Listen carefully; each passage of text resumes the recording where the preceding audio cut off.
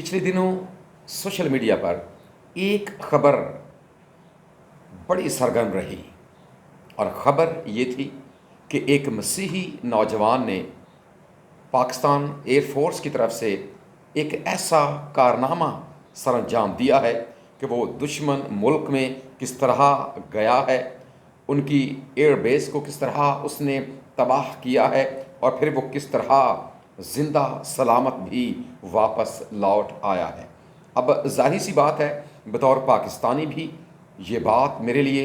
फ़ख्र का बायस है और फिर इससे बढ़कर बतौर मसीही भी ये बात मेरे लिए बायस फ़ख्र है कि एक मसीही नौजवान ने एक ऐसा कारनामा सरअंजाम दिया है जो मुल्क की तारीख़ में सुनहरी हरूफ के साथ लिखा जाएगा। और फिर इस बात को लेकर हमें बहुत सी बातें उसके हवाले से सीखने को और देखने को मिली। उसके इदारे को लेकर, उसके बाप को लेकर, उसकी माँ को लेकर, उसकी बहनों को लेकर, उसकी बीवी को लेकर, उसके गांव को लेकर, उसके इदारे को लेकर बहुत सी बातें, यहाँ तक कि फिर उसके मज़हब को लेकर भी बहुत सी बातें हमें सीखने को मिली। लेकिन एक ख़बर जिसका बतौर मसीही मुझे इंतज़ार रहा,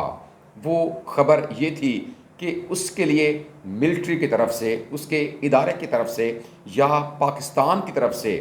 किस इनाम का ऐलान किया जाता है। क्योंकि ये ख़बर ना सिर्फ सोशल मीडिया तक रही बल्कि इसके साथ साथ हम सब इस बात से भी वाकिफ़ हैं कि किस तरह असम्बली हाल में भी उसके हवाले से ये बात की गई कि एक शेरदिल मसीही नौजवान कामरान ने ये कारनामा अपने मुल्क के लिए सरअंजाम दिया है। लेकिन सवाल ये पैदा होता है कि सिर्फ़ असम्बली हाल में उसे शेरदिल मसीही नौजवान कह देना उसके कारनामे के लिए काफ़ी है या उसका कारनामा सिर्फ़ यहीं तक ही था। क्योंकि अब जितनी तेज़ी के साथ ये ख़बर मंज़र-ए-आम पर आई थी, उसी तेज़ी के साथ ये अब नीचे जाती हुई नज़र आती है। और ये बात बतौर मसीही मुझे खटकती भी है कि आखिर ऐसा क्यों है। क्योंकि पाकिस्तान की एक तारीख़ रही है और पाकिस्तान की तारीख़ में जो कोई भी अपने मुल्क के लिए कोई कारनामा सरअंजाम देता है और ख़ास तौर पर चाहे वो पाकिस्तान एयरफोर्स का हिस्सा है, चाहे वो पाकिस्तान आर्मी का हिस्सा है या पाकिस्तान नेवी का हिस्सा है, ये जो दिफाई इदारे हैं, जो लोग इनमें अपनी खिदमात सरअंजाम देते हैं और जब इस तरह के कशीदा हालात होते हैं, जंग का माहौल होता है और जब कोई नौजवान अपनी जान की परवाह ना करते हुए अपने मुल्क की हिफाजत के लिए कोई इस तरह का कारनामा सरअंजाम देता है तो उसके लिए किसी न किसी एजाज़ का ऐलान किया जाता है। लेकिन अभी तक ये बात मेरे लिए, यकीनन बतौर मसीही, मेरे लिए ये बात हैरानकुन है कि अभी तक ऐसा क्यों नहीं हुआ। ना तो हुकूमती हलकों की तरफ से, अब जब असम्बली हाल में ये बात हुई है तो फिर जाहिर सी बात है, बात तो सब तक पहुंच चुकी है। हुकूमत की तरफ से भी कोई ऐसी बात नहीं की गई, कोई ऐसा ऐलान नहीं किया गया और इदारे की तरफ से भी कोई ऐसा एजाज़ उसके लिए उसके नाम के साथ मंसूब नहीं किया गया कि चूँकि जी कामरान बशीर मसीह ने ये कारनामा वतन अज़ीज़ के लिए सरअंजाम दिया है और हम उसकी खिदमात को सराहते हुए हम इस इनाम और इस एजाज़ को उसे पेश करते हैं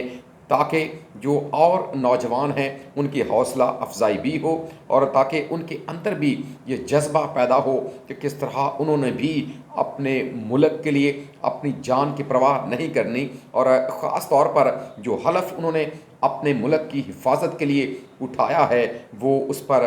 कारबंद भी रहें। बतौर मसीही ये बात मेरे लिए बड़ी हैरानकुन है कि क्यों अभी तक ऐसा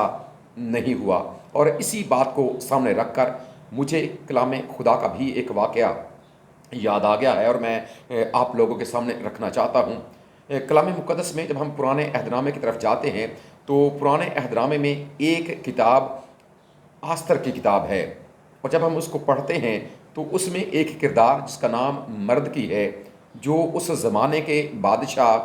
اکسویرس کے شاہی محل میں وہ اپنی خدمات سر انجام دیتا ہے۔ اب وہیں پر ڈیوٹی سر انجام دیتے ہوئے اس تک یہ بات پہنچی کہ وہیں پر جو دو لوگ اور ملازم ہیں جو بادشاہ کے نوکر ہیں، وہ کس طرح ایک سازش تیار کر رہے ہیں تاکہ وہ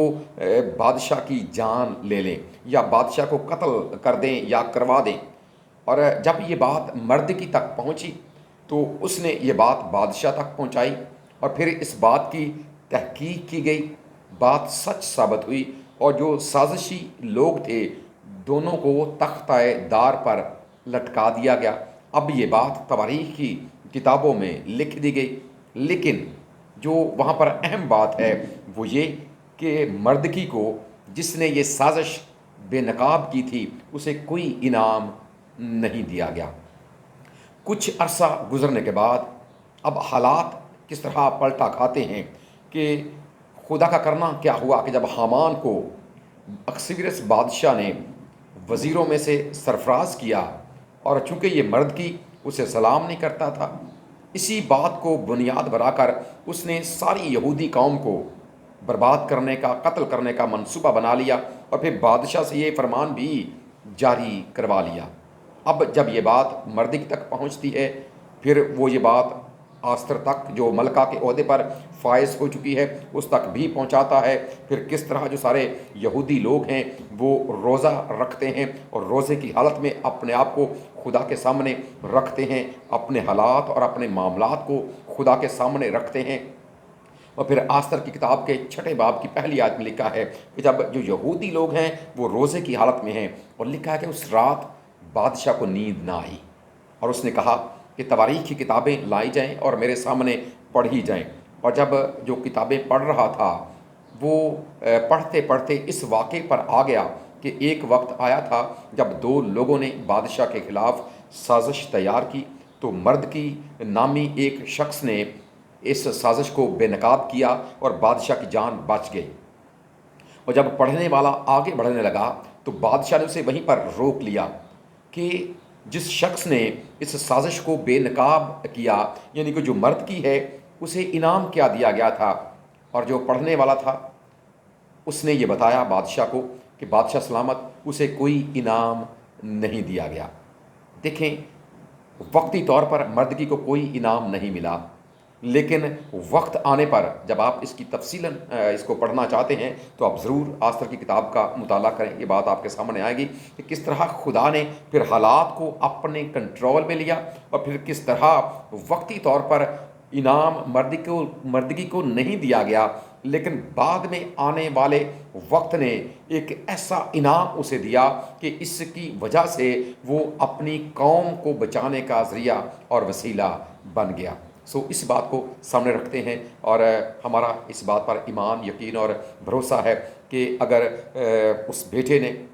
جو مسیحی بیٹا ہے، اور اس نے اپنے ملک کے لیے یہ کارنامہ سر انجام دیا ہے، اگر وقتی طور پر اس کے لیے کوئی انعام یا انعام کا اعلان نہیں کیا گیا، لیکن ہم بطور مسیحی، بطور پاکستانی ضرور منتظر ہیں کہ جو ہماری حکومت ہے یا جو اس کا ادارہ ایئر فورس ہے، وہ ضرور وقت آنے پر اسے سرفراز بھی کرے گا، وقت آنے پر اس کے لیے انعام کا اعلان بھی ہوگا۔ اور یہ بات اور یہ معاملہ بطور مسیحی میرے لیے بھی اور میری قوم کے لیے بھی اور ہم پاکستانیوں کے لیے بھی یہ بات باعث فخر ہوگی، اور پھر نوجوانوں کو یہ جذبہ ان کی زندگی میں ضرور ان کے ذہنوں میں آئے گا کہ ان کو بھی اگر موقع ملے تو وہ بھی اپنے ملک کے لیے اپنی جان تک کو پیش کرنے کے لیے تیار ہو جائیں، اور اپنے ملک کی سرحدوں کے لیے، اس کی حفاظت کے لیے وہ کسی بھی حد تک جانے کے لیے تیار ہو جائیں۔ بطور پاکستانی میری یہ دعا ہے، بطور مسیحی بھی میری یہ دعا ہے کہ ہمارا خدا اس ملک کو شاد و آباد رکھے، ہمارا خدا اس ملک کی سرحدوں کی حفاظت کرے، ہمارا خدا ہماری ملکی کابینہ کی حفاظت کرے، ہمارا خدا ہمارے ملکی اداروں کی، جن میں پاکستان آرمی ہے، جس میں پاکستان ایئر فورس ہے، جس میں پاکستان نیوی ہے اور باقی سارے ادارے ہیں، ہمارا خدا اس کی حفاظت اور نگہبانی کرتا رہے، ہمارا ملک شاد و آباد رہے، اسی طرح